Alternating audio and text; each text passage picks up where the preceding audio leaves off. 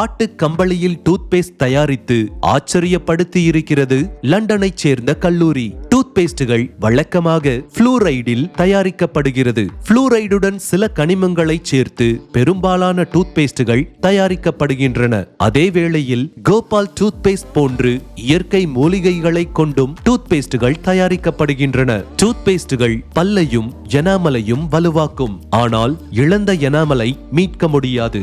இந்த நிலையில் தோல், மயிர், நகங்கள் வலுவாக இருப்பதற்கு காரணமான கெரட்டின் புரதத்திலிருந்து எனாமல் போன்ற வலுவான பொருளை உருவாக்கக்கூடிய டூத் பேஸ்ட் தயாரிக்க முடியுமா என முயற்சித்து வருகின்றனர். கெரட்டின் புரதம் கழிவாக கிடைக்கும் பொருட்களில் ஏராளமாக இருப்பதால் இந்த முயற்சி வெற்றியடைந்தால் பல் மருத்துவத்தில் மிகப்பெரிய புரட்சியாக இருக்கும். கெரட்டின் புரதம் அடங்கிய டூத் பேஸ்ட் விற்பனைக்கு வர 3 ஆண்டுகள் காத்திருங்கள்.